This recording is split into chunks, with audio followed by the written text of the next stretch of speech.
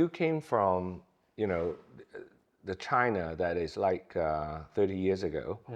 Would you say that you were much harder working, more hungry than the people nowadays?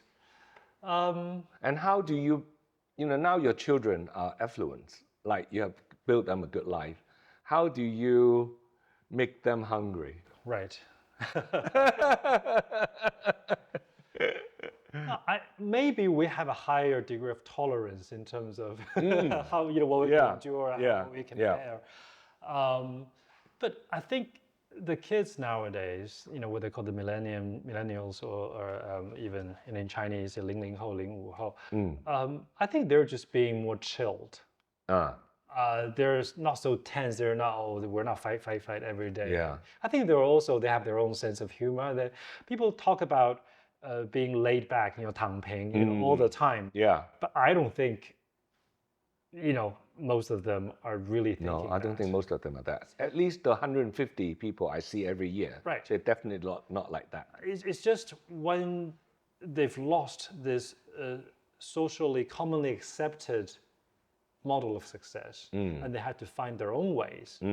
I think they have to go through that selection process or orientation process by themselves. And sometimes they have to, I think that the environment is probably even harsher today in the sense that they have to be a little bit more rebellious than we had to be. Yeah. I mean, we had you to back us up. And now they all had a good life to start with. That's why we have the duty, when we have the capability of helping others, we should definitely help. Parents in my generation. Yeah. So what I mean is, myself being a parent, in China particularly, have this tendency to have an inflated sense of themselves. Because we went through the past 30 years of economic success in the entire country. Yeah. So most of us lead a much well-off lifestyle than our parents and grandparents. So people tend to think, I did all that. But I think we were just born in the right time, at the right place. Time in the right place, yeah. Right. So I was born in the right time in the right place as well. But you were very, clear-minded about that. But I think a lot of people in my generation, they're not so clear. So they're very strong-minded in terms of this is what you have to do. And also, it's harder for my kids' generation because now when they go abroad, this happens to Oscar, my youngest son right now.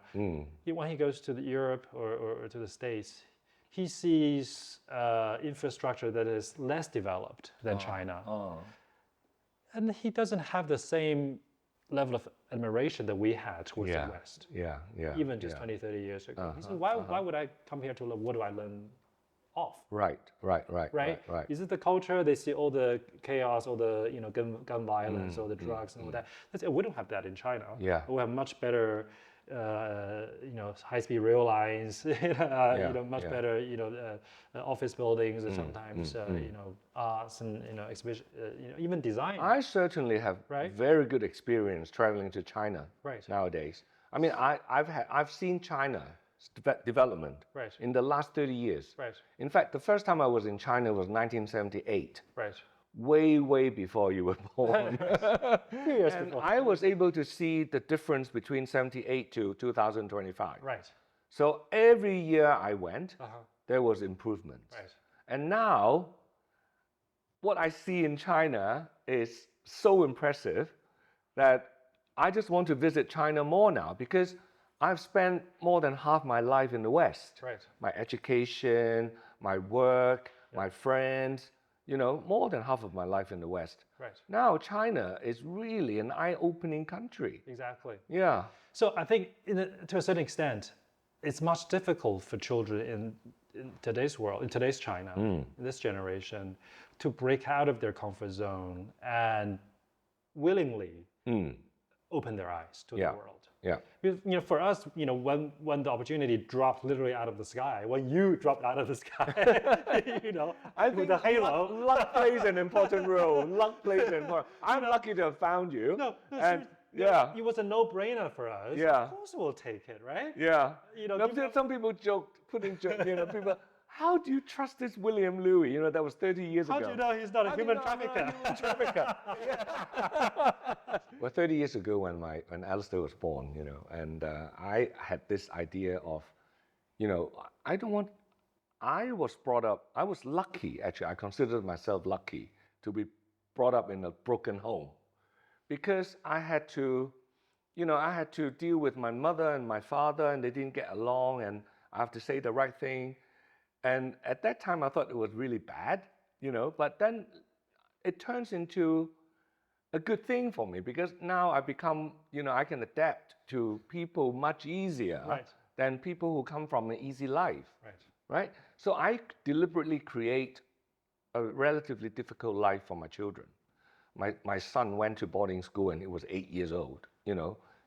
You went when you were 14, right? So he went when he was 8. So I created this problem. People think we were cruel, but, you know, but his life that, you know, it's not my life, it's my son's life. So he has to learn to be independent.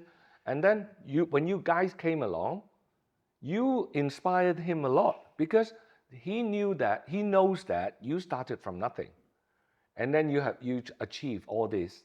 So he has no excuse. He has all the best teachers, all the best schools, all the good tuitions, you know, whether in sports or in mathematics, in whatever subject, we gave him the best.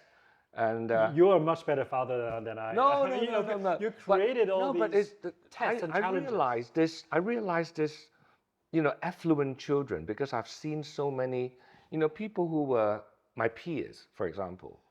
We're all enjoying our parents' crops. You know, we don't have to work hard at all, right? But I choose to become, you know, to do philanthropy and work hard in, you know, my own company, but because it gives me satisfaction, it's like a passion. You know, I have so many passions. I like creativity. But then at the end of the day, being responsible is also very important. Responsible to the family. And I want to set this example to my kids that I'm responsible for the family. I can't always do what I like. I mean, it's much more difficult to go from comfort to hardship or distress, right? Than the other way around. Yeah. So in a way, people coming from wealthy or affluent backgrounds, it's much easier for them to become more monotonic and pigeonholed. In their view. Yeah. So I think that's the problem that I'm seeing in the young people, in the children today in China, Because you never know whether it's a curse or blessing. You know, a curse may be a blessing in disguise. Yeah, exactly. Can you advise my viewers how to get good head start and how to sustain it and how to reach your peak? Giving advice is a very dangerous thing to do. I can, in terms of summing up my own experience. Your own experience, yeah. If I had to break it down into 3 steps, I think the first is probably to develop your own sensitivity, outward sensitivity. One. Number 2 is, I guess, turning all that attention inward, and have this consciousness of